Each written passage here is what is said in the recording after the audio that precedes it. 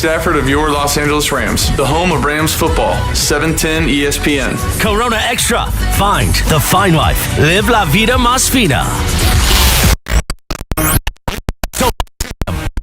Fiercest linebackers to ever play the game, Kirk Morrison. Here is your host, Travis Rogers.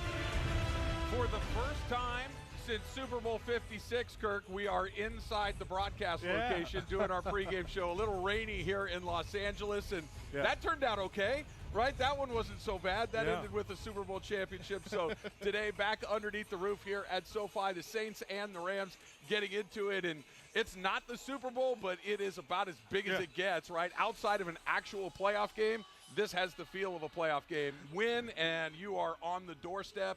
Lose, and it gets real hard, real fast with not a lot of time left. Yeah, it's all must-win games for the Rams, especially down the stretch. I thought you put it great the last time that we talked. This is the Rams in-season tournament, right? This is an in-season tournament for the Rams. They got to go out. They got to win today. They got to win next week, and then you let Week 18 handle itself playing against the San Francisco 49ers. But win the games that you're supposed to win. Today, they're favorites. They should win. They're at home. It's a Thursday night game, and I think about the last time the Rams played a Thursday night game. It was these Rams, Baker Mayfield against the Raiders, right around this time as well. That was a good one, too. It was a great game. And so when you have a time in which the Rams, where they were the underdogs last year, they found a way to win. This year, they're the favorites because they're a much better team they are today than they were at this time a year ago. Think about that. This time a year ago, this was a team that was in shambles. Yes. And he had a coach that was, I think, lost a lot of confidence. We weren't sure he was going to come back and coach the team this year. It felt like TV was a possibility. It felt like a break was a possibility. We had no idea what was coming up next. And now, 15 weeks done. We're in Week 16 now. And this team is one of the teams that people around the league are talking about as that's not a team that you want to play if they make it to the playoffs because they have not only an identity that they found in Week 10 during their bye week, but they also have the quarterback, which you look around the NFL, not a lot of teams have what the Rams have. I mean, you can throw the Patrick Mahomes, Josh Allen, Lamar Jackson, sure. But I would take this guy, number 9, in the bone and soul colors.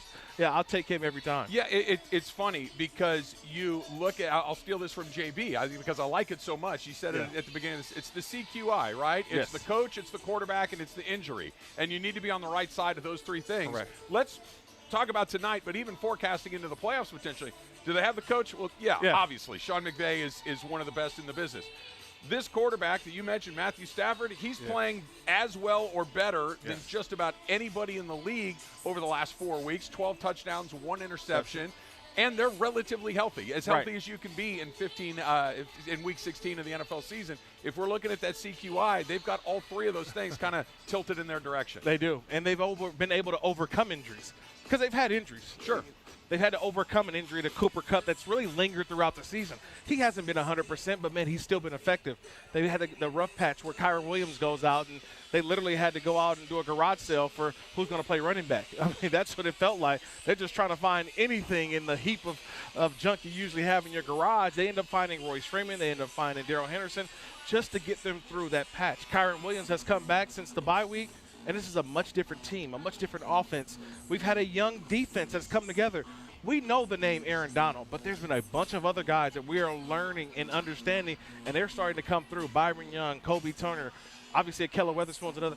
These guys are now making plays, and I think they're doing it at the right time. So we've talked about how important this game is for the Rams. It's important for the Saints as well, but just to put some math on it, this is how important it is.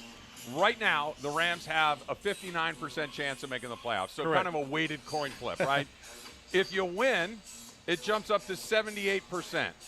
If you lose, it drops down to 16%. That's how big of a game we're talking about. We're talking about a 62% swing in your chance of getting in or not based on what happens tonight. Yeah, and a lot of it's because of what Seattle did. Seattle, they won the game on Monday night, a game that they weren't supposed to win, but they found a way to beat the Philadelphia Eagles.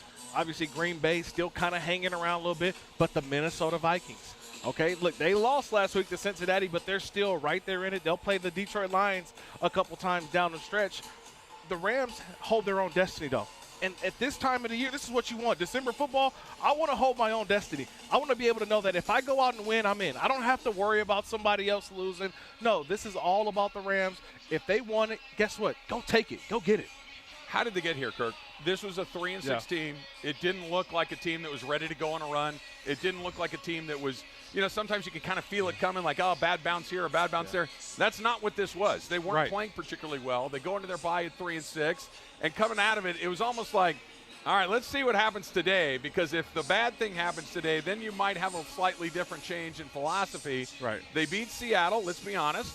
Maybe get a little lucky, right? Okay. Drew Lock comes in and doesn't play particularly well for a couple of series, kind of gives the Rams a new life, puts them back in there. Right. And they get on a little roll. Get Arizona coming next. You Okay. get Cleveland. You win these games, and you win the games that you're supposed to win. They play really well in Baltimore.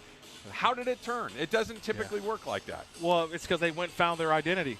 And they were searching along the path of who are we? Yeah. What are we? And it took them literally half of a season to figure it out. This is who we are. Because they went in with an identity of thinking we're going to have Matthew Stafford and Cooper Kupp and Cam Akers, and we'll be a blend of run and pass. But I felt like what they realized is that we are a run football first team. And it took Kyron Williams being healthy for them to realize that. I laugh because I love to watch the National Football League in totality, in whole. And I look at a team like the Buffalo Bills, who had lost 3 in a row, and everybody's saying, oh, Bills, they're bad. Right. They're not making a playoff. But what they do? It's a week-to-week league, Kirk. But they found their identity. Right. And now they're talking about, oh, you don't want to play those Buffalo Bills. I think a team right now, the Kansas City Chiefs, they're trying to find their identity. Who are we? Right Eagles now, too. we get Eagles as well. So think about it where these teams are trying to figure out what are we this year, because we knew what we were a year ago. And we got to the Super Bowl, and it's like, okay, well, how do we – the Rams had to figure it out. Last year, their identity was injuries. Yep. This year, the identity has been running the football, but also it's been the youthful exuberance of the young guys as well, and that's not being talked about enough. Sometimes it's just the influx of excitement and I would say even being naive. I don't think that Cooper Kupp and Kobe Turner. You don't know what you don't know. They've never played December football before, but man, it's fun watching those guys have fun going out and playing football in games that mean so much, and they're just like, hey, I'm just playing a game. So you're talking about that exuberance. You talk about just kind of the excitement and the youthful naivete of like, I don't know, let's just go play. We're playing pretty well. We're winning some games. You can feel it from Sean McVay too. Yeah. That last year was an unsuccessful year, and you could feel it kind of weighing on the head coach. You could just see we listen to him every week. We hear him after every game, and you could just tell it's like, man, we just won the Super Bowl, and now I got to deal with this. That nothing was, and there's just a lightness, a competitiveness, an enthusiasm to him, and it translates to his team because. Look, they haven't played great every week, but they've played hard every week. Correct. They've showed up and competed every single week, and I think that's an incredible testament to McVay. Well, they're having fun. I think that Sean McVay it doesn't matter. Just roll the football out there. We'll play. Let's go play in the parking lot. You know? It doesn't matter if we're at home or on the road. They just want to go out there and play. And I think it really validated what we were saying a couple weeks ago when they took the Baltimore Ravens, who we can say maybe if they beat the 49ers, they're the best team in football currently. They took them to the wire. It was a punt return that beat the Rams. And I say that game validated a lot of what we saw with the Rams. Was this a real team? They really didn't beat anybody. They beat the Cardinals. They beat the Seahawks. They beat the Is this for real? They are for real. And I think today means so much more because I know what a Thursday primetime game means. Because everybody's been hearing it. They've been watching it on the Red Zone, right? They've been watching it on the Sunday Ticket. Today they get the chance to watch it on Amazon. The whole world will be watching. Al Michaels in the house. Yeah. It's a big deal, right? All right, Kirk, no cap. No right? cap. No cap. You know I got you. I'm all about the lingo. No cap. Uh-huh. How surprised are you that this team's 7-7 and in a playoff spot right now in Week 15? Because I'm shocked. I'm not shocked that Sean McVay's done a good job with his team. I'm not shocked that Matthew Stafford has been able to play great football. But having seen what we saw about 6 weeks ago or so, if you would have said, hey, they're going to win 4 out of 5. Right. They got a chance to win 6 out of 7. I was thinking, come on, man. Okay, so I'm shocked, but to a certain level. Yeah. Because we always said what their ceiling is. Yep. We didn't expect them to get to the ceiling, though. We were like, we always talked about what was the floor. Right. We never talked about the ceiling. We were like, well, what is it? Well, if everything goes right, they can be 9-8. But, man, when you're looking at them, this is a team that's going to hover under 500 and be looking for possibly a high draft pick when it's all said and done. We talked more about the floor, and then all of a sudden we start to realize that if they after winning a couple games, they're closer to the ceiling than they were the floor.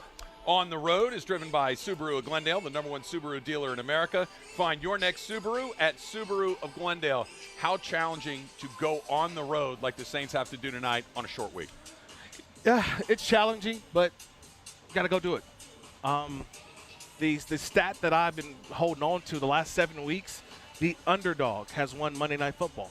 And we saw it last week with the Seattle Seahawks, and we've seen the Minnesota Vikings win, the Chicago Bears win. Titans. The Titans, yes. The Cincinnati Bengals go to 7 in a Jacksonville row, and won. It's been 7 in a row that the underdog Yes. has won because it's December football. Nobody cares, right? It's just they had the same amount of prep time as the Rams. They played Sunday just like the Rams did. They had to get on the flight, but it's still there is no competitive advantage. And so for the Rams, they got to take care of business because they're at home. It's a Thursday. You feel comfortable with what you're doing. It's going to be difficult, though, because the guys on the opposite side, they're also doing what? They're playing for their playoff lives as well. How does your body feel without those extra 3 days? Honestly, doesn't even matter. When you kick that ball off, it doesn't even matter. Your body, you're not worried about the ache and the pain. You're like, I want to win this thing. And that's the one thing about it. If we got to play it, why not win it? Yeah. We got to play on Thursday. Why not win it? And everybody's had to play Thursday games. And that's the part that you always say, hey, look, we got a Thursday game. We're not going to be healthy. But, man, I'll tell you this. If we win, it's going to feel so much sweeter, and you're going to have a lot more time to rest. Rams have been very good on Thursday night under Sean McVay. We'll figure out exactly why he's had so much success. We will ask the voice of the Rams, J.B. Long. He is going to join us next. It's all coming up on the Corona Extra Rams Countdown to Kickoff on 710 ESPN.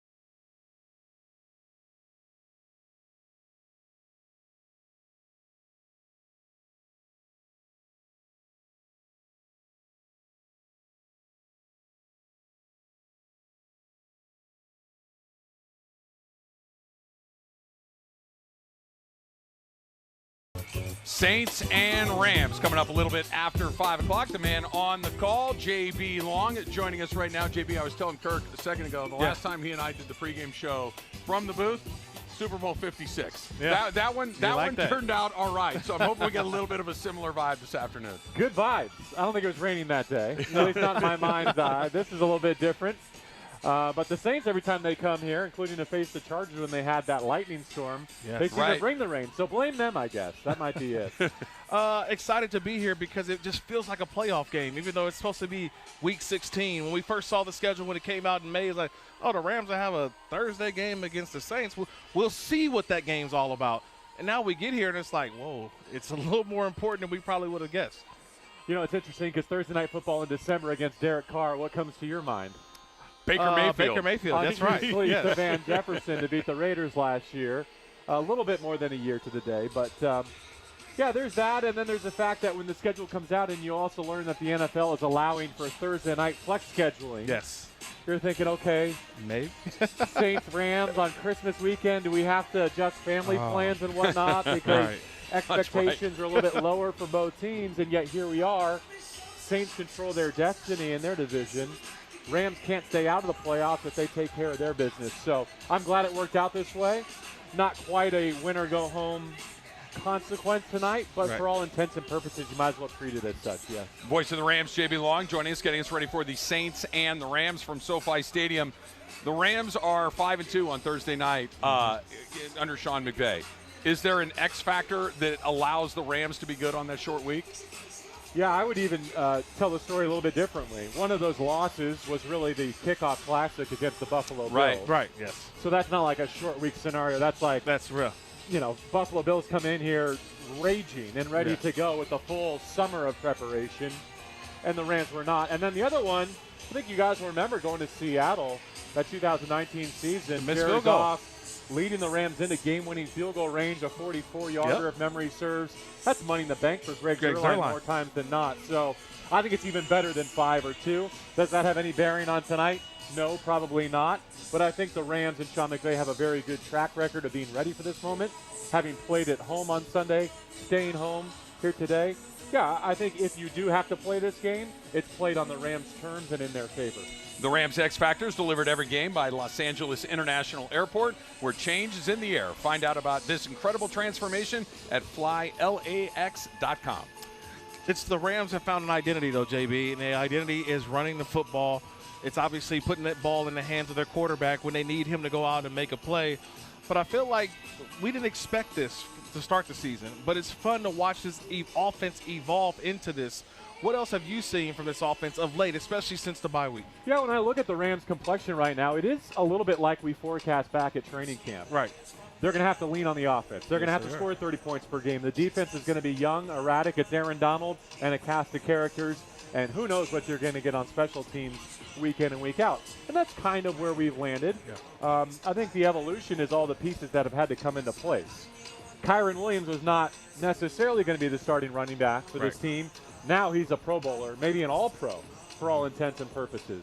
Puka Nacua we saw coming, but not to this extent. And Cooper Kupp has rounded into form, I think, especially these last couple of weeks. Demarcus Robinson could be having the best moment of his career here at age 29. So, yeah, I think they've extracted every bit that they could out of this offense to make you defend all 5 eligibles and every blade of grass, which is why many are saying this is Sean McVay's best work, and I agree with that. But his best work to get here is not going to be good enough to get them the rest of the way. Offensively, sure, but defensively has to have some of its best moments, and special teams are going to have to deliver on some optimism, but some erraticism as well. JB Long, the voice of the Rams, getting us ready for the Saints and the Rams SoFi Stadium. Now, you mentioned this last week, and it's kind of stuck with me. We were talking about Kyron Williams and how he's kind of brought an element to this Rams offense similar to Gurley, but they're doing it in a different way. Yeah, you mentioned that. What did you mean by that? I've been meaning to ask you that. Just it feels similar to what we saw with Gurley, where there's so many options available on the field. But what's different about that? The way they're running the ball, the blocking concepts. They can still get to their zone. They're outside their mid zone. But I think the way they closed out last week's game, and Kirk as a middle linebacker can speak to this, is something I'm not even sure they had with Gurley, where we knew they were going to run it, and their opponent knew they were going to run it, and everyone inside SoFi Stadium knew they were going to run it, and they could still get the removal to get that game to the finish line. I think drafting Steve Avila is a big reason why. I think trading for Kevin Dotson in the late summer is a big reason why. If you look at them guard to guard, they've been able to build this offensive line the way that I think they wanted to from Stafford's arrival, but just could never quite get there, and so kind of reverted back to their roots. Now with a new offensive line coach, a new offensive coordinator, with Mike Munchak influencing their concepts a little bit, they are a downhill duo, double team up front, and Kyron really has proven to be a back with the proper skill set to do that. Todd Gurley was good at lots of things. He wouldn't be great in this construct. He just wouldn't be. Right. He was a one-cut back.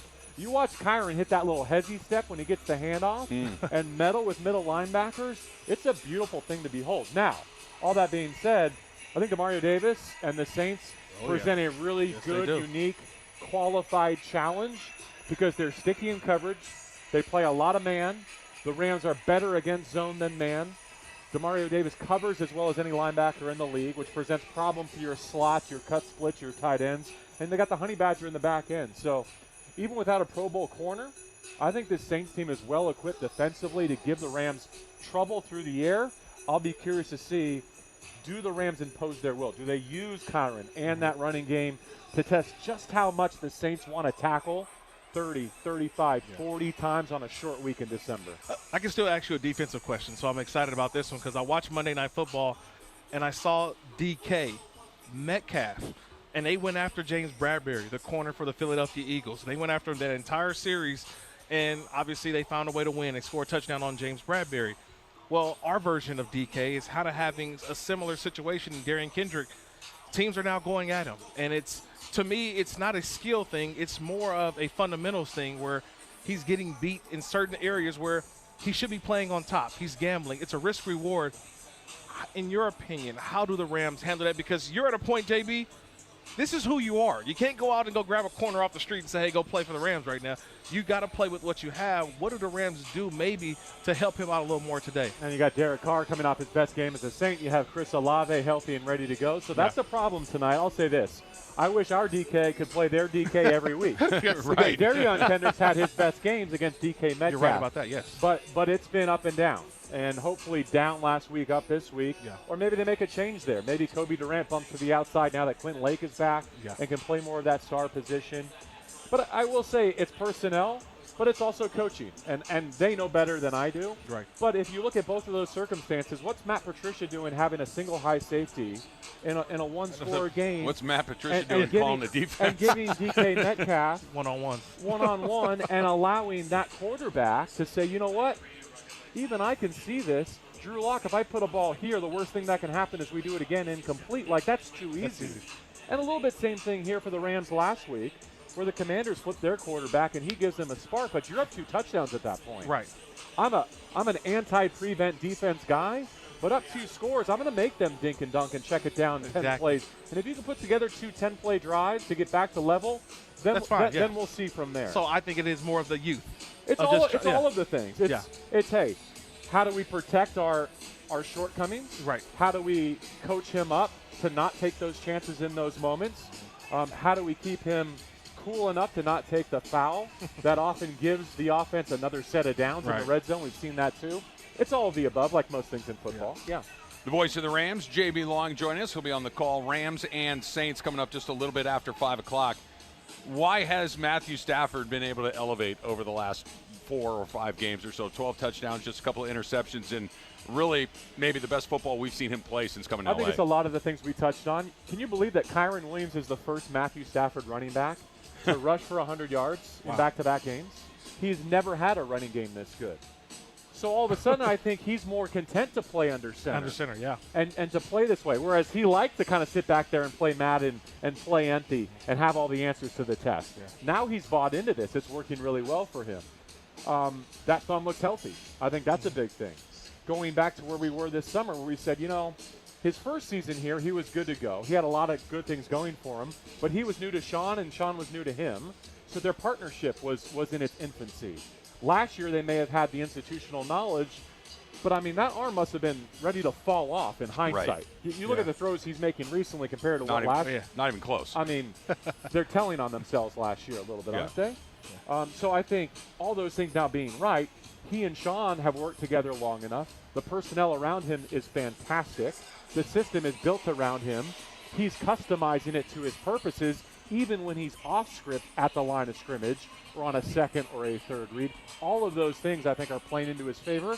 But the biggest thing, I can't stress this enough, I think we talked about it last week. Yeah. My favorite plays, my favorite throws that he's made this last month have been incompletions. Yes. Has been him throwing the ball away and trusting himself, his play caller, his team, even his defense to play the next down, to play the next series, or to do it themselves. His lack of turnovers, I think, are tied directly to his willingness to throw the ball away or to put it where only his guys can go get it. That's a great point, because I think we're not talking enough about his trust. His trust in the guys. That's it. Whether it's a guy like Davis Allen, who you talked to this week, like, you're like, oh, okay, like, I trust you to go out and make a play. I trust DeMarcus Robinson. And then the last thing I would say is this, JB, we've been waiting for Cooper Kupp to look like Cooper Kupp of old. He's not going to sit out to get healthy. He's going to have to work his way in health. Right. And last week, 8 targets, 8 catches, over 100 yards. We finally are starting to see the healthy Cooper Kupp, which we kind of missed when he wasn't 100%. Yeah, he's been very outspoken about, the playing surface, the turf, Thursday night football. So I'm hopeful for him that he can continue to play well and that he can get through this one cleanly to get the long week of recovery. Because if the Rams are going to go where we think they can, they need him to be doing 100%. Things like he did last week. Being on the same page as Matthew Stafford with his reads, being fit enough to compete, run, and pass, making guys miss, turning 8 yards into 12, being that first front side read on third down, all those things, especially on a night like tonight. Puka Nacua is great. He's better against zone. I don't think this is a Puka Nacua matchup night. I hope I'm wrong. I'm willing to be wrong. This feels more like a Cooper Kupp kind of night to me. JB Long, the voice of the Rams, will be alongside Maurice Jones-Drew and DeMarco Farr. Kickoff coming up just a little bit after 5 o'clock. Thanks, JB. Bring those Super Bowl vibes. Absolutely. Yes. It's all coming together. In the booth. Thursday night in the booth, ready to go. A little Baker Mayfield vibe, a little Super Bowl vibe. All good. Thanks, JB. Thank you, guys. All right, coming up next, we'll take a look around the rest of the NFL, look at some of the big games coming up this weekend. That is straight ahead on the Corona Extra Rams Countdown to Kickoff on 710 ESPN. But before we do that, let's talk a little bit about Prize Picks, right? Prize Picks is the largest daily fantasy sports platform in all of North America, right? The easiest and most exciting way to play DFS. It's just you against the numbers. Instead of playing against 1,000 other people, including pros and sharks, you pick more or less than the 2 to 6 player strat projections and watch the winnings roll in. It's the most fun I've had play DFS, and you can win up to 25 times your money this football season, and you can play basketball games too. You can even mix and match along the way. And with Prize Picks, you could be making your picks right up until the fourth quarter. Join the 7 million Prize Picks fans today, right? Here's how you do it. You go to prizepicks.com/710. Use that code 710 for a first deposit match of up to $100. You will have fun. Is easy. Put that Prize Picks app on your phone, prizepicks.com/710. Use the code 710 for a first deposit match of up to $100. Prize Picks, daily fantasy sports made easy.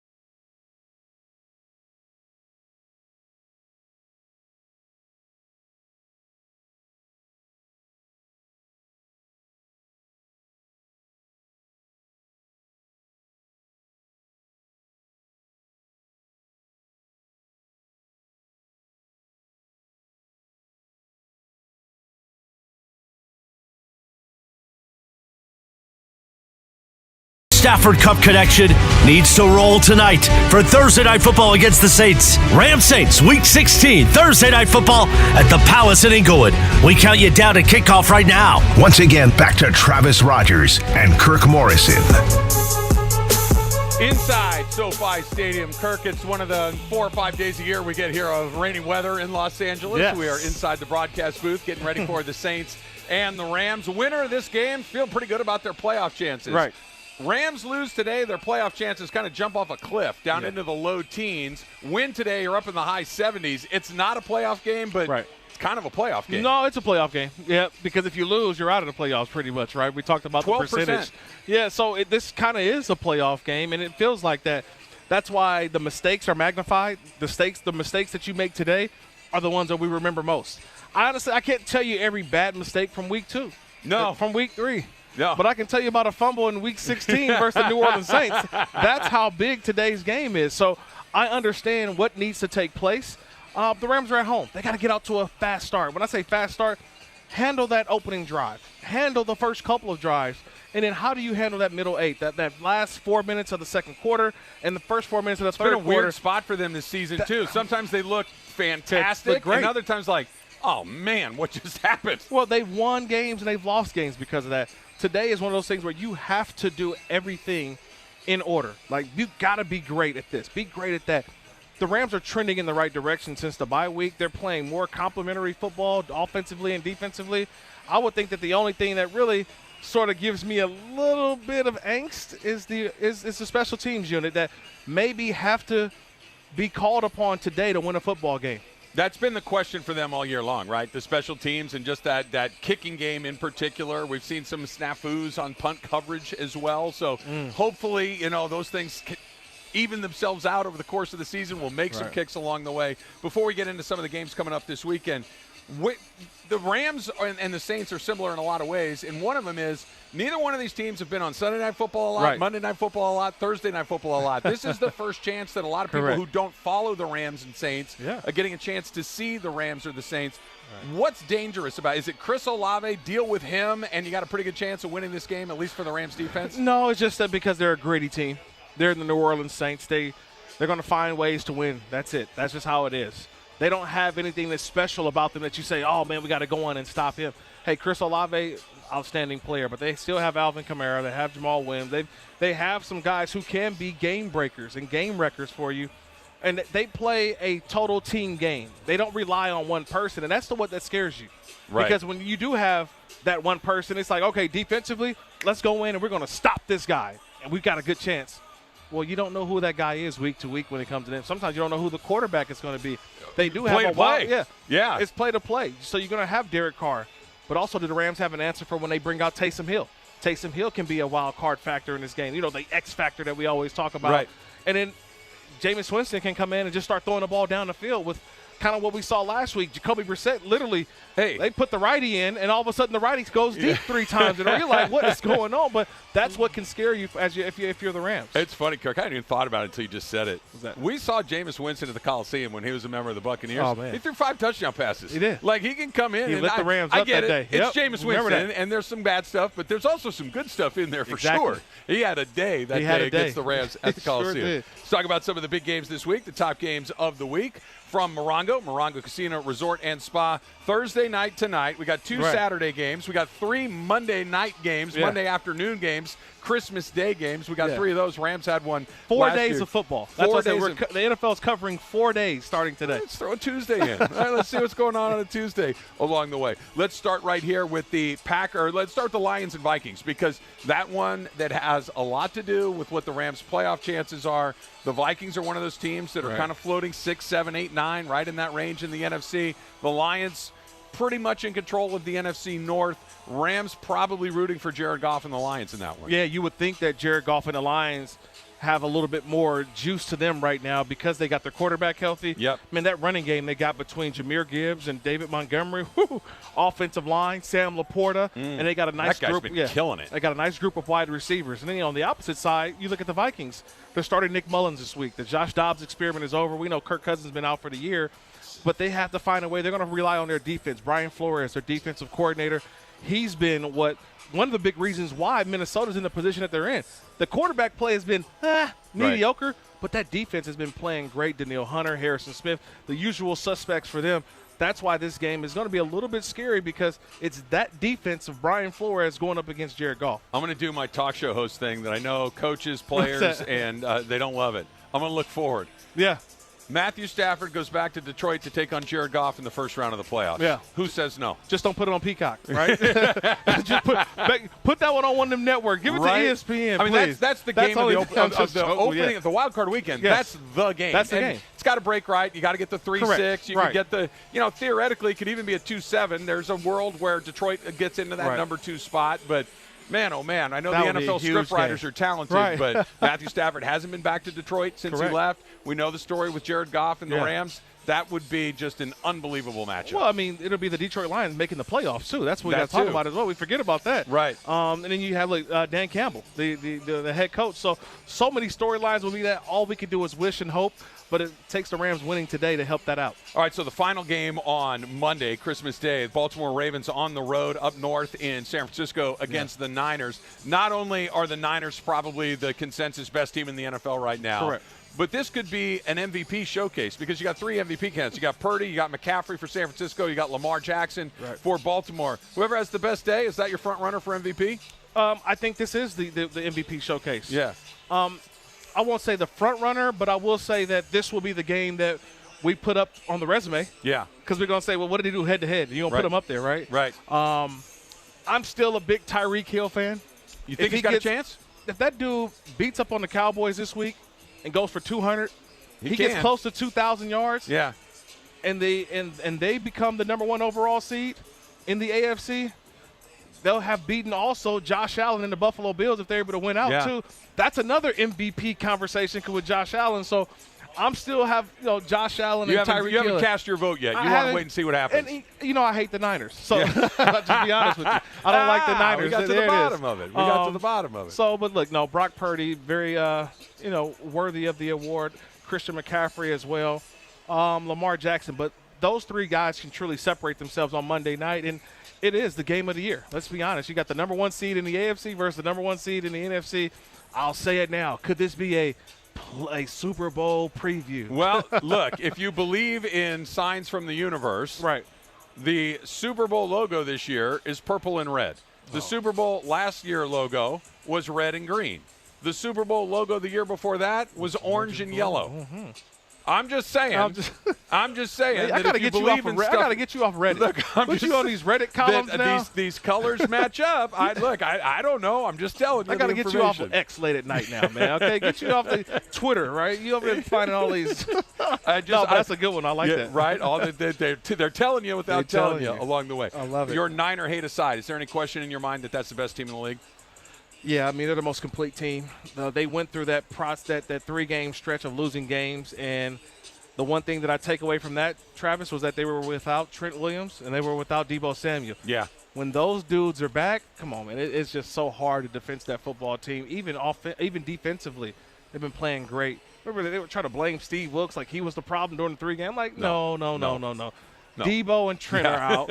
When Debo and Trent are coming out with that boom box for San Francisco in pregame warm-ups, that's a bad matchup. So the Dolphins are going to host the Dallas Cowboys. You mentioned that. Tyreek Hill, an opportunity. Yeah. He's coming back after missing last week. Man, we didn't see him, correct, so he should be fresh and ready to go. Cowboys coming off of a very Cowboys loss for them. They are a totally different team away from Dallas than they are in the rest of the world. Even Mike McCarthy was talking about it like, we got to figure this out. They look unbeatable at home, and they just look like a mediocre football team on the road. Yeah, because Dak can't say, here we go. He's not at home, see? He's not at home. When he's at home, the crowd is quiet. Yeah. He's able to go through his cadence. And when he's on the road, he's you think that's what it is? He can't say it because it's too loud. Yeah. Here we go is saying that, hey, we got the look that we want. Let's go. Well, when you're on the road, guess what happens? The crowd is loud. It's noisy. And what the Buffalo Bills showed is late right before the play, showing a different look. You can't change the look on the fly, and he doesn't have that voice that can project over a crowd noise. So the Miami Dolphins fans have to be loud this week. But it could be a Cowboys home game. Our producer, Emily Hebel, dropped this on us a couple of weeks ago, and it still kind of haunts me the Cowboys and the Dodgers. They do all the things that you want. Yes. They look like the team to Yes, beat, always. and then the playoffs start, and it's like, what the heck happened? Is it going to be that way again? I mean, I'll be honest with you. They have to win a division. I mean, they have to win the division because that guarantees them a home playoff game. If they don't win the Guarantees division, them a road game if they don't. just put it like this. Do you believe that the Dallas Cowboys can win 3 games on the road to get to a Super Bowl? They would have to Unlikely. win 3. Even in the Rams Super Bowl year, They couldn't beat the Niners. Well, they actually won 2 home games, though. Yeah. They won 2 home games to get to a Super Bowl. Can the Cowboys win 3 road games? So, with the Dodger thing in mind, they're speaking of being on X, Yes. Shohei Ohtani and Yamamoto expected to be in the building tonight. There you go. So, a little Dodger vibe in the building. All I right. can't wait. If it happens, will. I They don't know. will. They'll If they show. put him up on that scoreboard, I can't wait to hear what this place sounds like when he stands up and goes, hey, it's Shohei part of this community, really for the first time. Let's A louder go. ovation than when they put Kawhi Leonard up. A little bit. A little bit. The Super Bowl champion, DeMarco Farr, he will join us next. That's coming up on the Corona Extra Rams Countdown to Kickoff on 710 ESPN.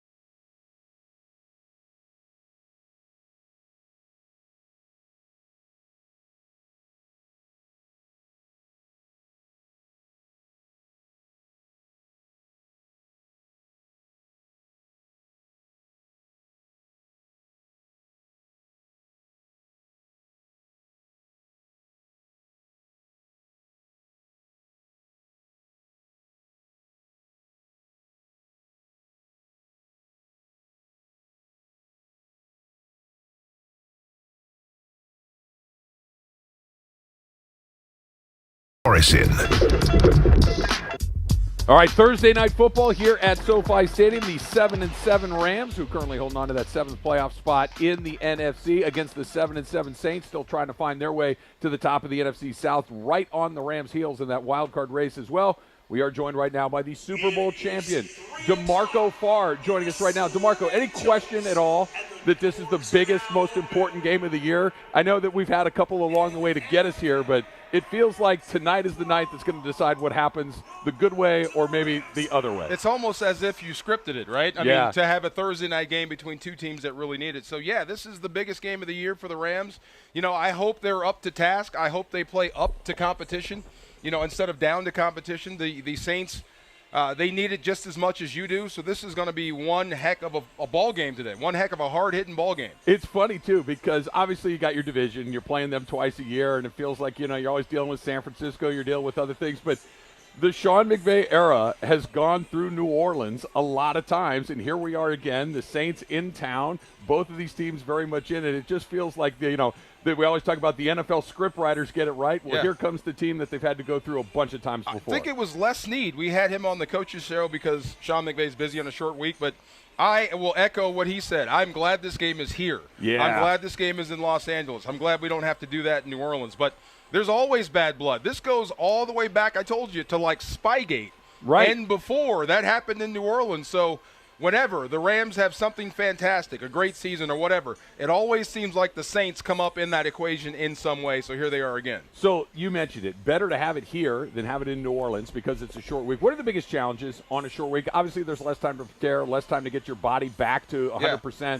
But take me through the process of trying to condense that week-long process in the basically 2.5, 3 days. It's amazing. So I was in the locker room as I am post-game. So watching what the Rams do, they go into their Monday schedule on Sunday night, right after the game. So there's massage tables, there's bikes, there's a bunch of people in there just getting the guys ready. Stuff you would do on Monday, they're doing it now. So they're trying to master this short week stuff, but that's really the thing, trying to get your body back. When I was a player, I didn't start feeling good from that previous Sunday until Thursday, just to get ready. Like, I feel good, like I can get ready back in the game mode. So you got to come hard down the hard road. And I think JB is in this room, right? Yes, sir. I think Aaron Donald's got 7 sacks on Thursday Night Football or something like that, something ridiculous.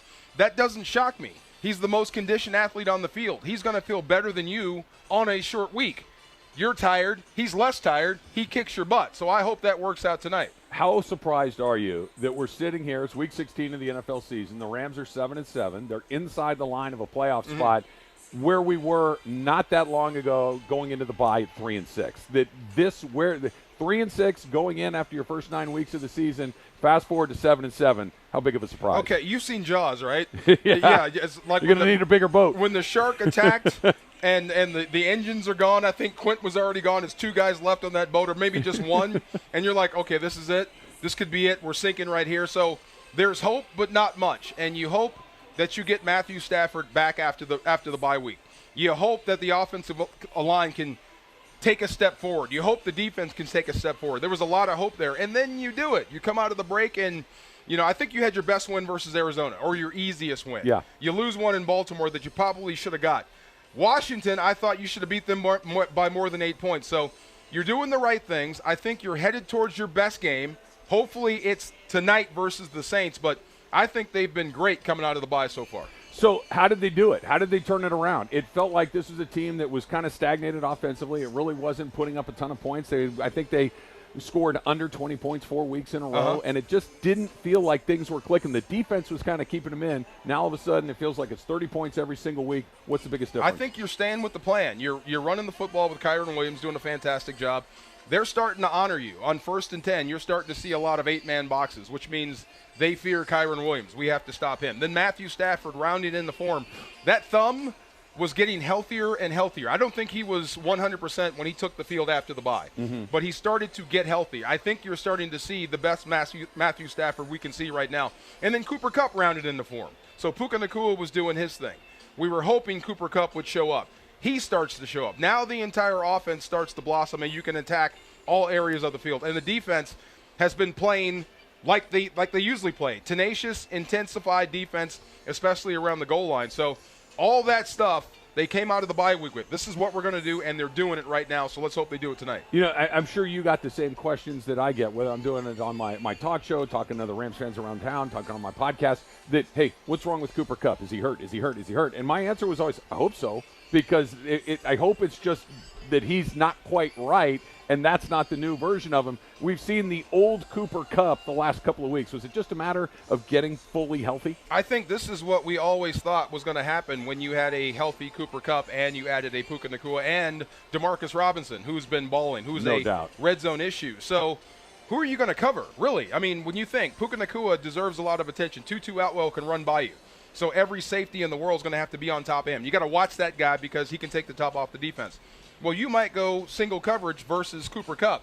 That is a problem. He is going to fillet you, and they want to get the ball here, get the ball to him. So when you start attacking all areas, all quadrants of a football field versus a defense, you don't have that many answers for the questions they're throwing out. Somebody's going to break. So as long as you keep your quarterback upright and you stay ahead of the chains, you should score against just about anybody's defense. Not that anybody is doing what Todd Gurley was able to do when we saw him at his best here in L.A. He was an MVP candidate and was one of the best players in the whole league. Yeah. But what Kyren Williams has brought to this team reminds me so much of what it looked like when Todd Gurley was here, where you have both weapons. You have the quarterback that can throw it to anybody at any time. You've got 3 wide receivers that can do things. But what's been missing has been the running back who you can turn around and give it to him. You know you're going to get 90 yards, 95 yards. You know you can throw it to him 3 or 4 times out of the backfield. Yeah. It just feels like this is the version of the McVay offense at its best when all of these pieces are functioning. You know what's funny? When we were bringing up Kyren and the running game, and Sean McVay said C.J. Anderson,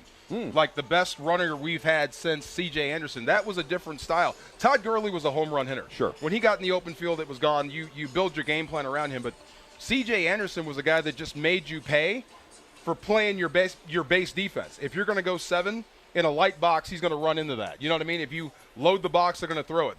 So whatever he's doing, it just keeps the defense on their heels. So Kyren Williams, I think, is a great jab to this offense. I mean, he really keeps that jab in your face, and you have to respect it. And then they can set you up for the knockout shot. So as long – and look, around the goal line, tell me he's not tougher than you thought. Oh, no question. Look, yeah. Look, we're talking with DeMarco Farr, Super Bowl champion, getting ready for the Saints and the Rams at SoFi Stadium. Sean McVay's talking about it. It's like we're going to run the ball inside the 10-yard line, right? We're gonna do that. Yeah. It just feels like they run right on down the field. The Baltimore game was a perfect example. We saw it in Washington. Move right down, get to that 10-yard line, get to that 8 or 9-yard line, and then it's pass, pass, pass. Even Sean McVay this week's like, yeah, I'm kicking myself. I got to do a better job. If we see that today, do you think is he going to run the ball? We're going to see Kyren Williams? I hope so. It depends. Look, if your offensive line and your running back's doing that, let them finish off. But I get it.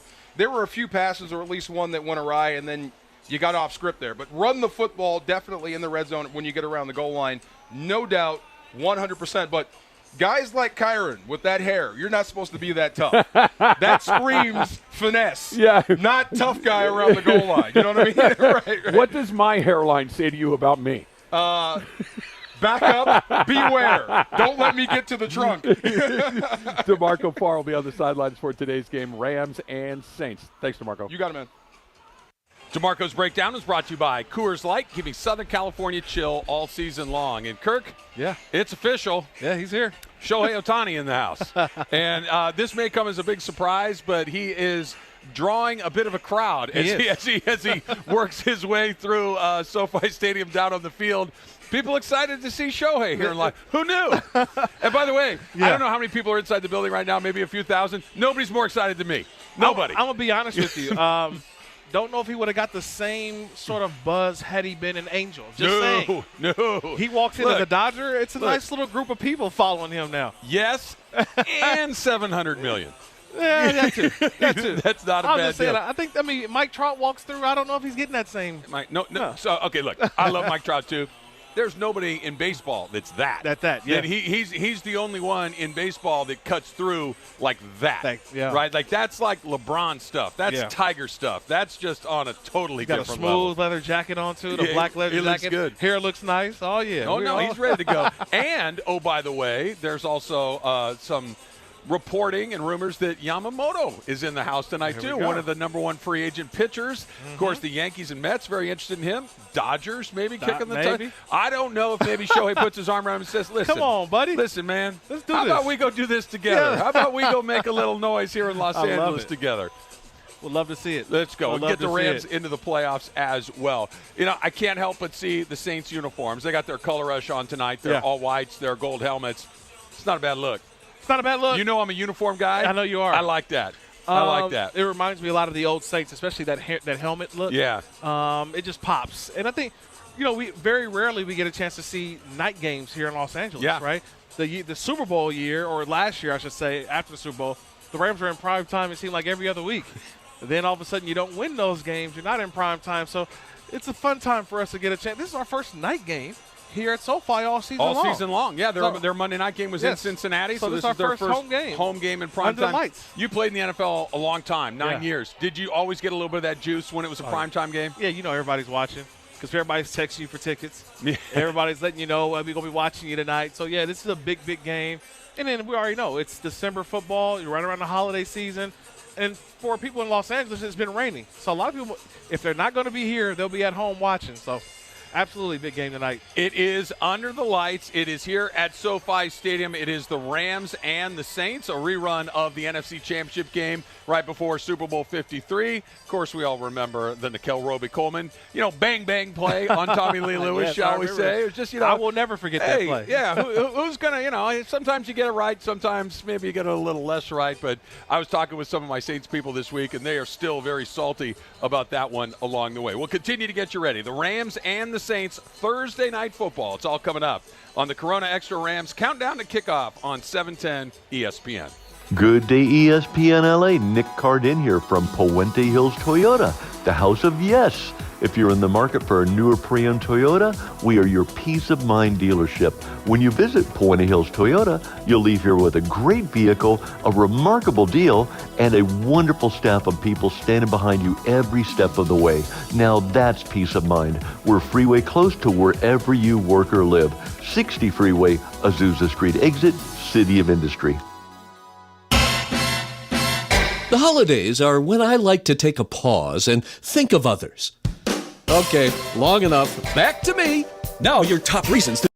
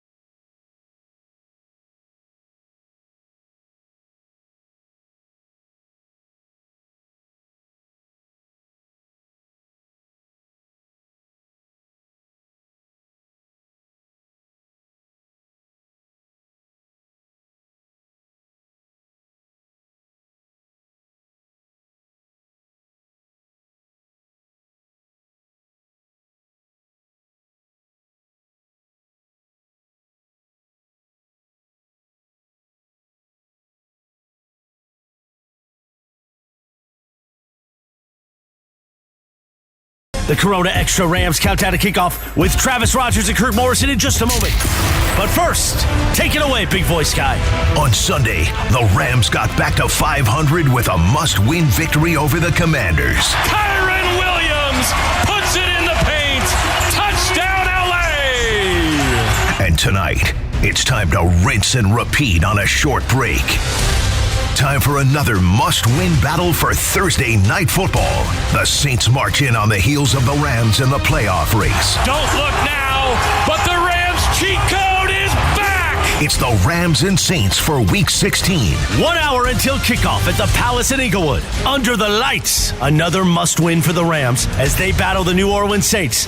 Both teams 7-7. Both teams need a win tonight. And all you want to say is whose house? We count you down to kickoff right now. Hi, this is Coach Sean McVay. Whose house? Rams house. The Corona Extra Rams Countdown to Kickoff. Hi, this is Matthew Stafford of your Los Angeles Rams, the home of Rams football. This is the ESPN LA Rams Radio Network. Corona Extra. Find the fine life. Live la vida más fina. Now, inside SoFi Stadium, with one of the fiercest linebackers to ever play the game, Kirk Morrison, here is your host, Travis Rogers. You know it's a big deal, Kirk. Yeah. It is not only Thursday Night Football, it is not only a de facto playoff game for the Rams, who come into this one 7-7 against the Saints. who are 7-7. They're battling for a division title potentially. They're fighting for a wild card spot as well.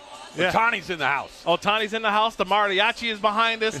It's Thursday night football, baby. I'm excited. It is a big deal, and it's the standalone game. Just the second time that the Rams will be on prime time tonight. Of course, way back in week 3, they played the Cincinnati Bengals. That's a game that at the time you're like, that one's kind of slipped through their fingers. They got to make sure that this is not one of those games that slips through their fingers, because everything that they've done since the bye is leading to this moment. Win tonight, you got about an 80% chance of making the playoffs. Lose tonight, you got about a 13-14% chance of making the playoffs. It may not be January playoff football, but it kind of is. Well, it's an important December football game that sets you up for January, and the Rams are primed to play in January by winning today. They've got a culture. They've got a new identity that we've seen over the last couple weeks, and I think they're riding a nice little wave going into this game against the Saints, who, honestly, they have the same probability like the Rams do, right? We talk about the Rams and what they need. The Saints need the same thing. They're in a division race trying to win a division and host a home playoff game, so a lot at stake for both teams. Morning Thoughts are presented by Quaker, a super trusted superfood and the official oatmeal of the Los Angeles Rams. It's not the morning, but the late afternoon thoughts, Kirk, is what exactly for the Rams to make sure that they come out of this with that 80% chance? Well, I think how do they come out with an 80% chance is literally, I think, just keeping the ball in their hands of their quarterback. Matthew Stafford, think about it. We're in December. Who do you trust more? I'm looking around the National Football League, and it comes down to which quarterback do you trust the most? We've talked a little bit about some of the games that are upcoming this weekend. I'm just looking at quarterback matchups. It's Derek Carr versus Matthew Stafford. I'm taking Stafford over Derek Carr tonight. Yeah, Matthew Stafford, we've seen him play really high-level football for the Rams. Of course, he won the Super Bowl a couple of years ago. It doesn't get any bigger than that, but over the last 4 games, he's thrown for 1,250 yards. Right. He's thrown 12 touchdown passes. He's only thrown 1 interception. I get it. He won the Super Bowl. He could have been named MVP that night. But is this the best stretch of football we've seen from him since then? Yeah, from the Super Bowl season, his best stretch of football. And more importantly, he's healthy, right? He had a little thumb issue. We missed that game, and we saw what happened. They brought in Brett Rippon. And since he missed that time, different quarterback. And I think he also needed time to sit back and assess what his offense looked like. He is totally into it, like my mariachi behind me. Yeah, those guys are letting it rip. We're in SoFi Stadium in the broadcast spot where JB and the guys will be calling the game. A little wet outside where we typically are, so we get serenaded while we're doing the pregame show today. Famous Star Picks at Carl's Jr. Download the Carl's Jr. app and join My Rewards today. Feed your happy. You mentioned put it in the hands of Matthew Stafford. What happened to Kyren Williams last week? He put it on the ground twice, both of them in pretty crucial situations along the way. Just one of those things that's going to happen occasionally, or do your antenna kind of go up like, hey, what the heck's going on right there? I think it just happens occasionally. He had a bad game, but he still rushed for 150 yards. Yeah, he did. So I think he made up for it. Put the Rams in a bad situation. Look, they win the game 28-20, but they definitely could have put another couple touchdowns on the board. I think Kyren Williams this week will keep the ball closer to his body a little bit, and maybe the Rams have to spell him at times, bring in a couple other guys, because I've also said that a lot of times it's fatigue, and you lose a little bit of focus because you are having so much success. I think maybe you move him around a little bit, and maybe you do that because he did have so many carries on Sunday. 5 days later, we're already playing another game. How about maybe seeing a little bit more of a rotation? But if Kyren is going, you already know Sean McVay's going to go with that right hand. Yeah, I'm not worried about the fumbles at all. And Sean McVay is not worried because he went right back to Kyren as well. So have we come full circle? Because coming into this season, it felt like, hey, look, this Rams team will be as successful as Matthew Stafford and Cooper Kupp and the offense will be. If they score points, they got a chance to win games. We'll see what happens with the defense. Well, first half of the season, Rams defense kept them in most of these games. The offense wasn't really clicking the way that we needed to. Last 5 weeks, it's been led by the offense. It feels like it's come all the way back around again. Well, they've been led by Alaric Jackson, Steve Avila, Coleman Shelton, Kevin Dotson, and a little bit of Rob Havenstein, because we've had Joe Noteboom over the last couple of weeks. We may get Havenstein back today. Yep. This offensive line doesn't get enough credit for what they've been able to do. As much as we talk about the skill position players, the offensive line, they all deserve an award because they've kept Matthew Stafford upright. but more importantly, they've been able to open up holes for Kyren Williams. All right, let's talk about Kyren Williams coming up next, because this offense feels incredibly different than when it was. They didn't have that dynamic back. That we heard Sean McVay talk about maybe the best runner they've had since C.J. Anderson was here, that they acquired near the end of that season for their first Super Bowl run back to Super Bowl 53. That's all coming up on the Corona Extra Rams Countdown to Kickoff on the ESPN LA Rams Radio Network. Yeah!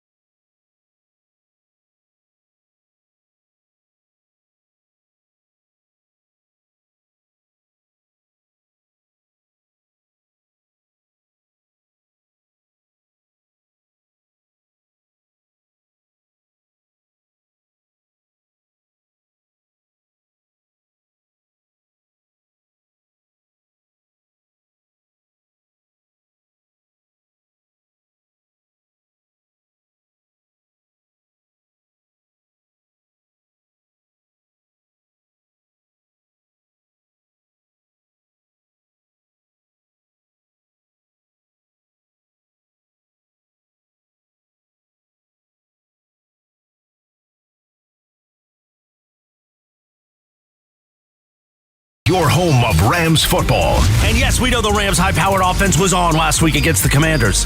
But tonight, the fearsome Rams defense is going to have to continue to step up, yo. He begins from the shotgun. From his own 25, looking left, has to pull it down, rolls to his right, inside the 15. Runs out of room, heaves it back late middle, tip, juggled, picked off by John Johnson, over the top with a takeaway, inside the 40 on the first play of the Commanders' drive. Powell gives it back to LA. We count you down to kickoff. Another must-win for the Rams against the 7-7 Saints. Wild card, playoff implications on the line tonight at the Palace in Inglewood. Rams football. Corona Extra. Find the fine life. Live la vida más fina. Once again, back to Travis Rogers and Kirk Morrison. Inside SoFi Stadium. Kirk, and we got to do this more often. We got to come inside a little bit more because they just put two very handsome gentlemen up on the big scoreboard here at SoFi Stadium. Did you get a look at that? I did get a look at that. My first time seeing that. So yeah. It's pretty awesome to be inside the stadium today. A little bit rainy, but you get the vibe. And Look, I can tell you the way that the sidelines are filled right now with the pregame, festivities going on, it starts to build a little bit more. We're about, less than an hour away from kickoff. Saints fans travel. So they're outside. I actually saw Saints fans doing like a little walk-up similar to like you see with a college football game. Okay. So I kind of saw that. So the Saints will be marching in, and hopefully the Rams come ramming them, get them out of here. Think you can predict the outcome of today's game? Play Rams Pick'em, presented by Pechanga Resort Casino, for the chance to win tickets to the NFL Championship game and more. Head to therams.com/pick'em to make your game predictions. So what can happen today, Kirk, that the Rams need to be careful of? We know Derek Carr has been around the league a long time, kind of a boom and bust guy. There are days where he looks incredibly effective, and then there are other days. We know that they kind of run a little bit of a tandem at quarterback. Taysom Hill comes in. How do you get ready if you're Raheem Morris, knowing that you've got a quarterback that has some inconsistencies and you got kind of that wild card player in Hill? Well, he's hot and cold. He can be hot too, and when he's hot, he's hitting all the wide receivers. He's getting the ball down the field, but he can also be cold, go through a lot of check downs.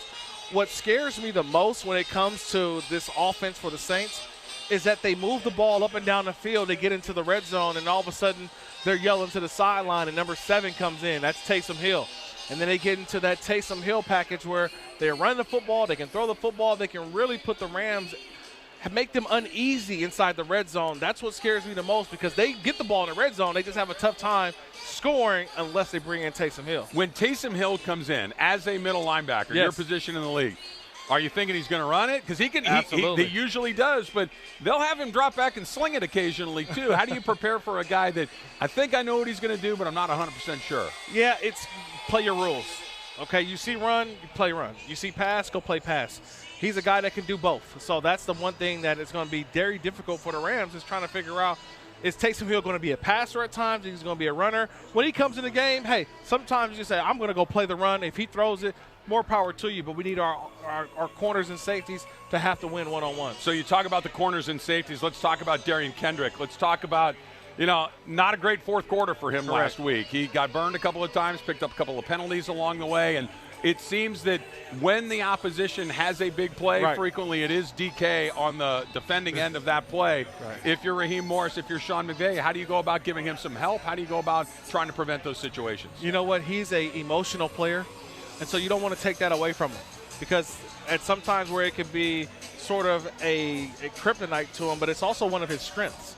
Like when you look at him play, you want him to be aggressive. You want him to be in your face. And you want him to have that same cornerback mentality, as that you get beat, go right back out there and go make some plays. And so that's what I see from him. I see Raheem Morris also today just helping him out at times. We got to see what the matchup looks like. If Kirk Olave's continue to line up on him, then maybe you may have to bring some safety help over the top. He's just a young player, and he's still going through the growing pains at times. But we highlight his negative plays, but he does make some other plays. And I think the Rams are going to have to make sure that their confidence is still riding high tonight. Well, it's interesting to me, because this is a team coming into the season that's like, look, they're going to have a bunch of young players. There's going to be a pretty steep learning curve. There's going to be some moments where it's like, that didn't look great. And that's just going to be the way that it goes this season. And, we'll figure out who can play. We'll figure out maybe who can't. We'll make adjustments.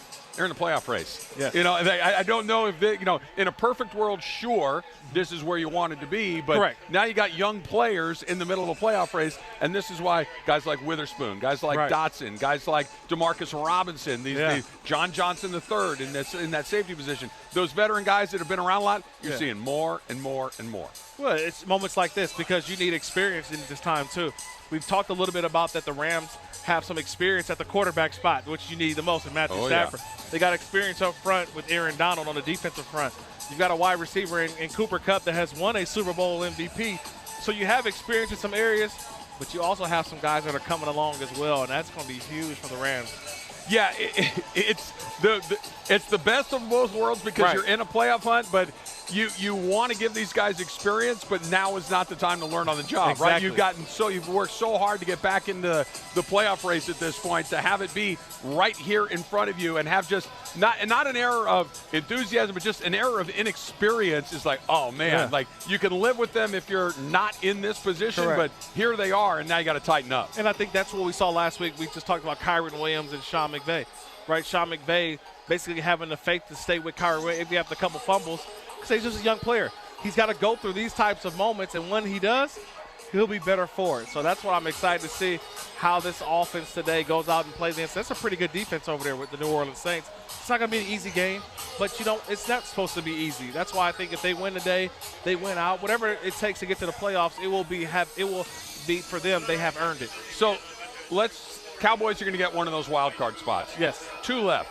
You had to sit here. We're just about to start week 16 of the season. Right. Who are the last 2 teams into the field in the NFC? I'm thinking it's going to be maybe the Seattle and the Rams. You think 2 more from the NFC West? Yeah, I just looking at Minnesota having to play twice against the Detroit Lions, who have a lot to play for. They can move up to possibly the number 2 seed, and then they will take on maybe Seattle possibly. So there's a lot that can happen over the next couple weeks. But if I had to put my put my bets down, I'm probably going to go with the Rams and the Seahawks. Man, if there's not a better testament to the length of the NFL season than the NFC West getting 3 teams in the playoffs, because at the beginning you're like, all right, the Rams are pretty good. We know the Niners are pretty good. We'll see what happens with the Seahawks. Then it's like, oh, Seahawks are pretty good. Rams, and here we are at the end of the line. Back and forth. They're both good, and they both got a chance to get into it. Let's talk about Cooper Kupp and what he has found in the last couple of weeks. That's coming up next on the Corona Extra Rams Countdown to Kickoff on the ESPN LA Rams Radio Network.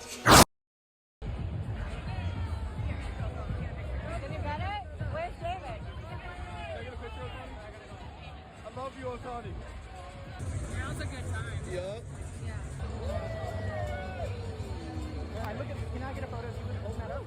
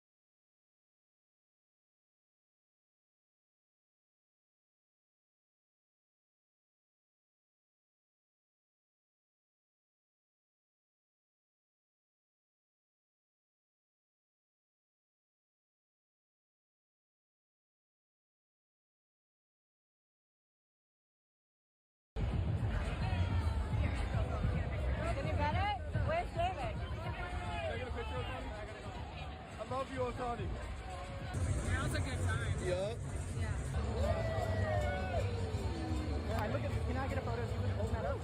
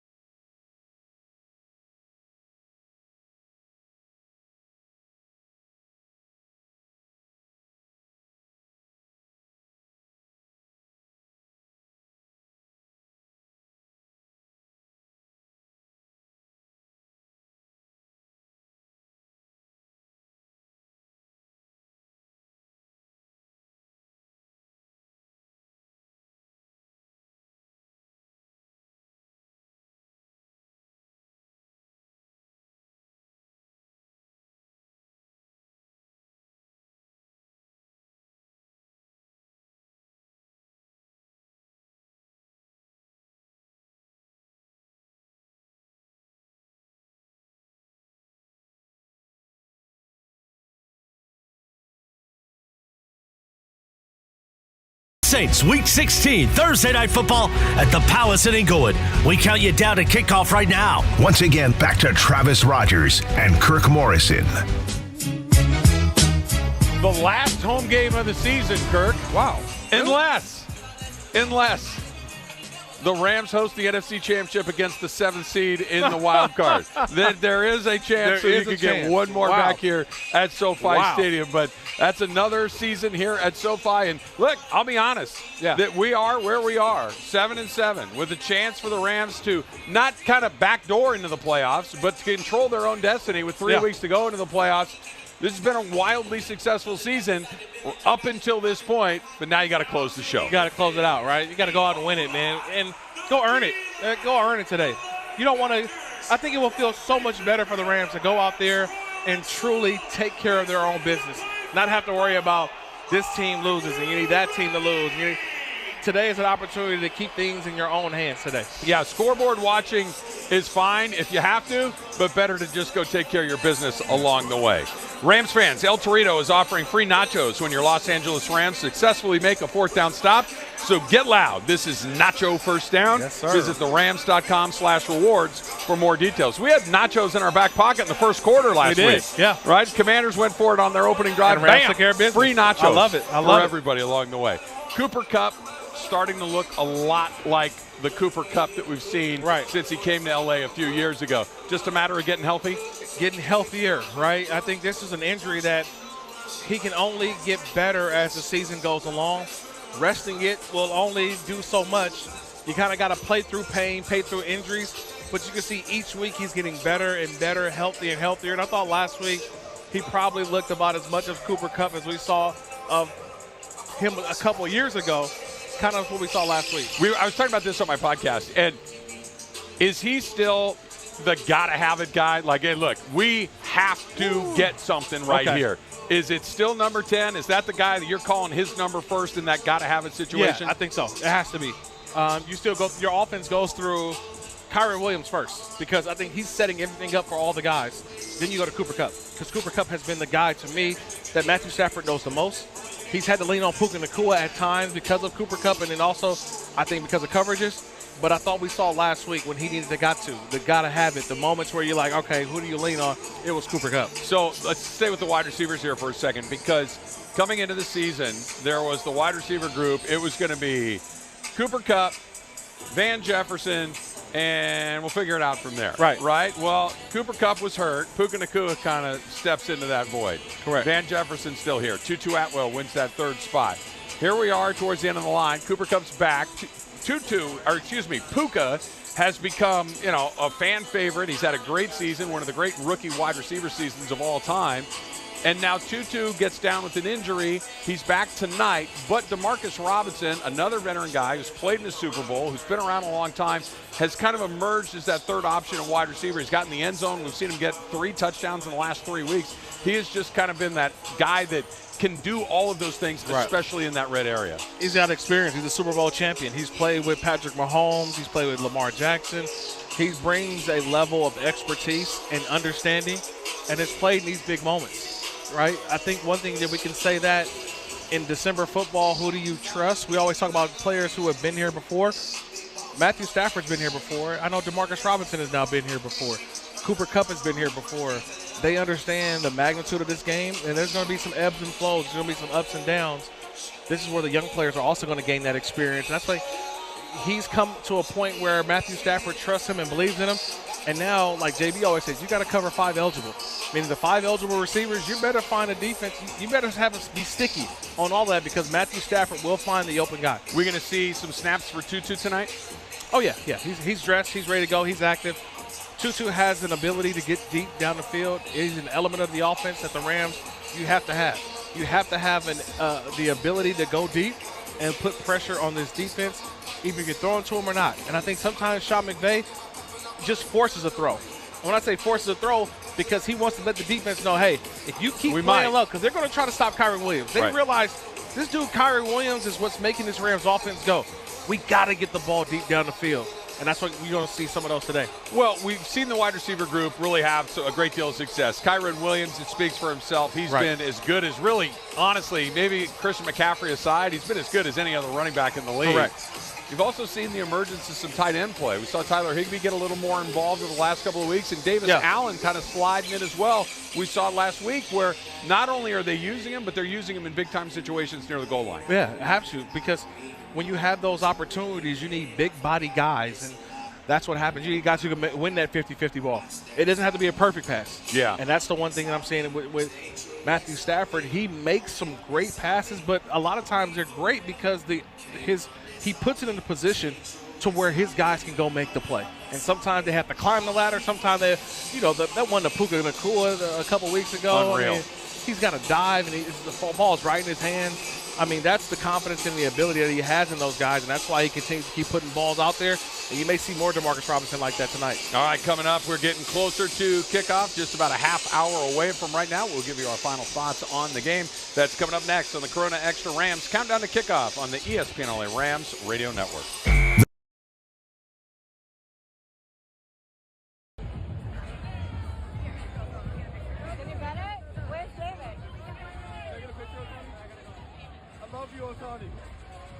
Now's a good time. Yup. Can I get a photo of you holding that up?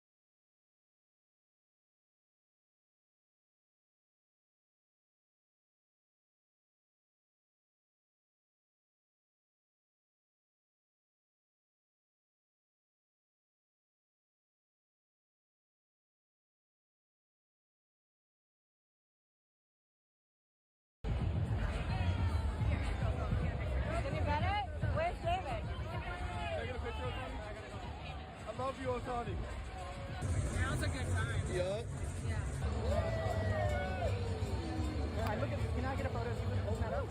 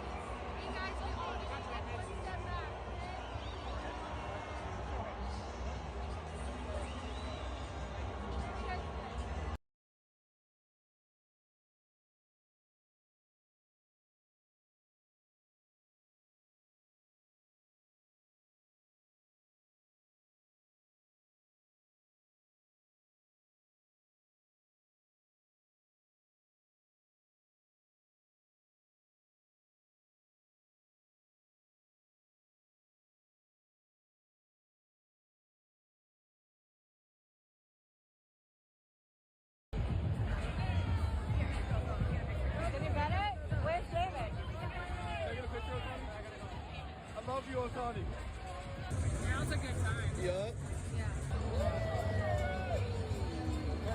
Can I get a photo of you holding that up?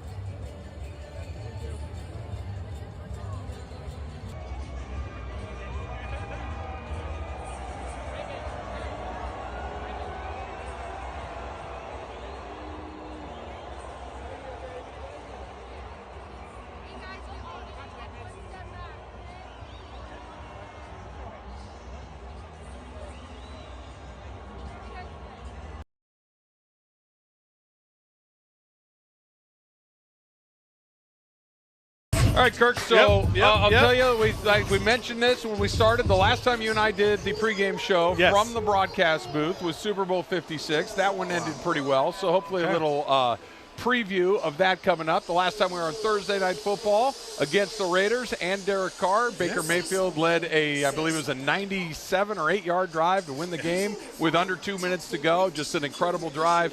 So we're back inside. They just finished up doing some pregame activities. Lucas Haversick taking a couple of kicks right before they headed back to the locker room. How worried are you about that Rams kicking game? Yeah, I think I'm a little worried, but I think it depends on where you're using them. Outside of 50, I don't know how many times I kicked 50-yard field goals today. Yeah. I think inside of 50, it's good because you have an opportunity not just to make them, but if you don't make that kick, it doesn't give the opponent great field position as well. So I'm going to lean on Sean McVay and his offense really pushing the ball down the field and getting hopefully inside, if it's a field goal, inside of 50. Right now it's time for our injury report. Winning matters, especially after an accident. At calljacob.com, we're here for you when you need a big win. After an accident, go to calljacob.com or call 844-24-JACOB. That's 844-24-JACOB. We talked about Tutu Atwell. He is back after missing the last couple of weeks. Also, Rob Havenstein back tonight. How important is that? Just brings cohesiveness on that offensive line. Rob is still one of the lone St. Louis Rams. Him and Aaron Donald, that's it, right? The last two. So. And Doty. Doty Rawlings, absolutely, our stadium engineer. So, look, I think you need a guy like that, especially now when this pass rush for New Orleans, they can get after it. I mean, Cam Jordan's been doing it for a really, really long time. Tony Passanio, you've got some guys who can really get after it, and so you hope that this Rams offensive line can really hold up the way that they've been doing all season long. How surprising is it that that group came together the way that it did? Because we saw what happened last year. Right. Guys were dropping like flies. They were pulling guys out of the police academy, literally, to play on the offensive line. And this was a group that Alaric Jackson coming out of campus kind of like, yeah, let's see what happens. Steve Avila, a rookie. You got Rob Havenstein that we talked about. Kevin Dotson wasn't even on the team when camp started. Right. And yet here we are with those 5 guys.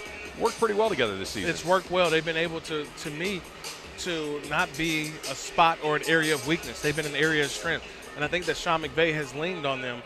And I think he realized that these guys are actually some road graders, right? Coleman Shelton, Kevin Dotson, Steve Avila, those guys up front, especially the interior, have been able to get off the ball, get great push, and Kyron Williams has been a beneficiary of it because we get a ton of yards. And it seems that sometimes he's not being touched to that second level. Right. That means that you have a great initial surge off the line. You know, I'm reluctant to say that a head coach that's been to 2 Super Bowls and won one of them is having the best year of his career when a team is 7-7. That feels weird to say, but it doesn't feel wrong to say. I'm not so sure that the job that he's done, considering the talent on the team, considering the expectations coming in, considering the way last season ended, knowing what we knew about last season and whether or not, or maybe more to the point, what we didn't know at the end of last season about whether or not he was going to come back. And yet this team plays hard every week. They're getting better every week. They're playing their best football at the most important time of the year.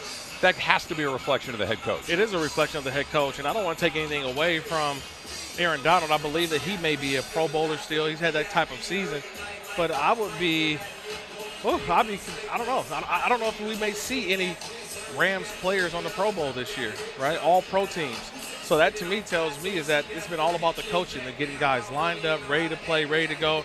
I think to your point, the reason why it's been such a success, or you excited about the success, is because it's been about the youth. This has all been young guys. That's the reason why you look at this team and you're like, can they? It's because they're so young, and the young talent has grown up throughout this season. It's been fun to watch. Well, think about what they found, too. Like, I know that Kyron Williams was drafted a year ago, but he drafted a year ago in the 5th round. Yes. Puka Nacua drafted in the 5th round. You got Byron Young, Kobe Turner drafted in the 3rd round. You've got Ethan Evans, your punter, drafted late in the draft. I know Avila, first-year player, 2nd-round pick, but you found 5 starters, 6 if you want to throw Kyron Williams in there, in one draft. Yeah, I mean, but they had to count on that, and they need to count on the young players playing bigger than the moment, and they have been. And now you get to a point where I don't even call them young players anymore. I call them just regular players, and they're going to go out there and – I'm not saying that the Rams season relies on the young players, but they have to play their part. So it's when you're called upon, can you make those plays? And I think, yes, Puka Nacua, Kobe Turner, Byron Young, those are some of the guys. Darian Kendrick may have a big play tonight. You've got to be ready when that opportunity comes. What do the Rams need to do to win tonight, Kirk? Well, I think slow this game down. They got to run the football well. They got to. And it's just been part of their DNA. If they run the football well, it's going to open up a lot of things. We talked about it. Matthew Stafford under center. It really makes the Rams offense that much more effective. They're not as one-dimensional. I like the Rams win this game. I think 27-21 is a good score for tonight, but I think the Rams win, and they'll be one step closer to the playoffs. Here's what is on the table for the Rams tonight. Right now, they're about a 50-50 shot to make the playoffs according to ESPN stats. Win tonight, it jumps up to about 77%. Lose tonight, it drops down to about 14%. So you're talking about a 65% plus swing with a win or a loss tonight.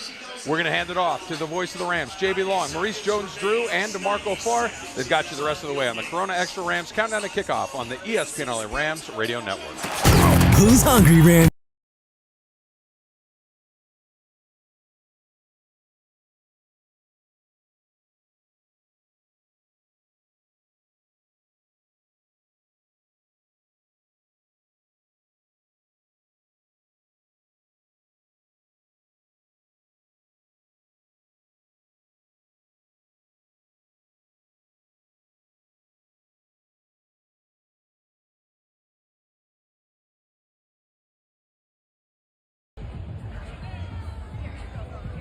Can you get it? Where's David? I love you, Otani.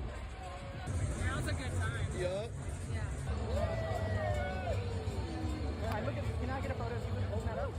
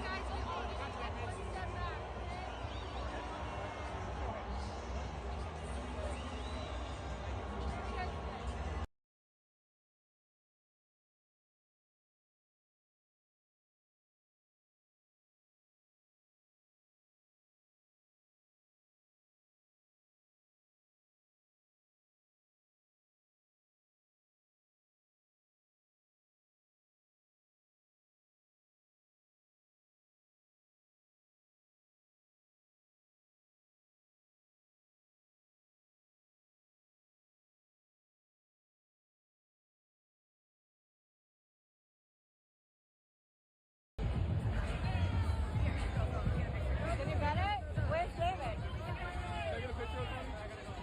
I love you, Otani. Now's a good time. Yeah. Yeah. Can I get a photo of you holding that up?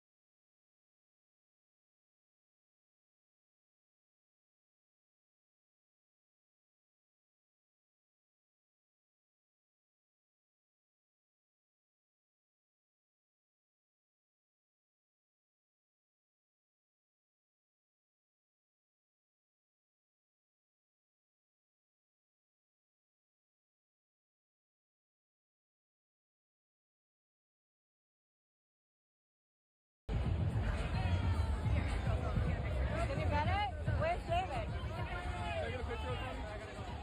I love you, Otani. Now's a good time. Yeah.